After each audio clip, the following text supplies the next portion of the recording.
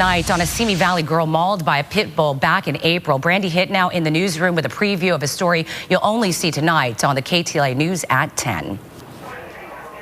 These are the messages that have been pouring in from around the world since we first told you about Shay Sisson's pit bull attack. The little 7-year-old girl from Simi Valley was mauled by a pit bull back in April. Today, Shay and her family returned to Simi Valley Hospital to thank the nurses and doctors who helped save her life. There were a lot of smiles and a lot of tears. We were all very inspired by the way she handled herself. None of us would have handled it the way she did. Shay and I and Kylie wanted to come back and thank them for the great job that they did.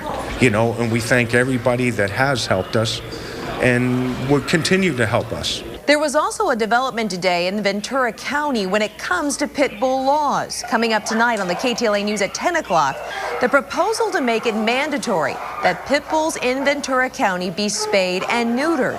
We're going to have reaction to that, including what Shay's grandfather thinks about it. And you're also going to be hearing from Shay herself and how she's doing right now during her recovery. That's coming up tonight at 10. In the newsroom, Brandi Hitt, KTLA 5 News. Back to you.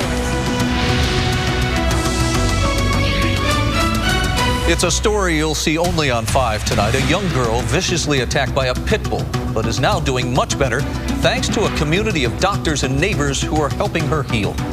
That attack happened last April when 7-year-old Shay Sisson suddenly went to visit some neighbors in Ventura County. In a KTLA 5 exclusive, Brandi Hitt reports the attack was so brutal, county leaders are now pushing for laws to restrict pit bull breeding.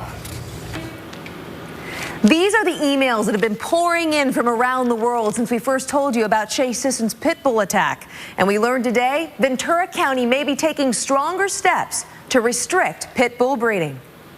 I'm hoping.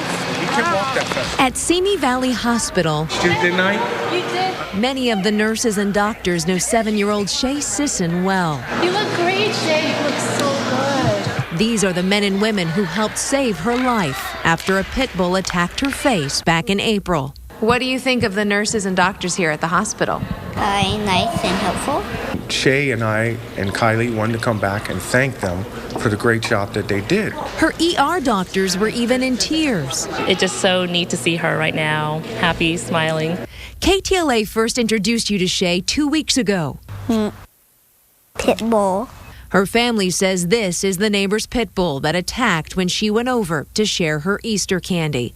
Her injuries were extensive. When they bite and lock, and they don't let go. They bite, lock, and they rip. They don't let go. Now, as Shay continues to recover, Ventura County is considering changing pit bull laws, making it mandatory that they be spayed and neutered. And the source of the problem is overbreeding. Ventura County lists pit bulls as its top biting breed, followed by German Shepherds, Chihuahuas, Labs, and Boxers.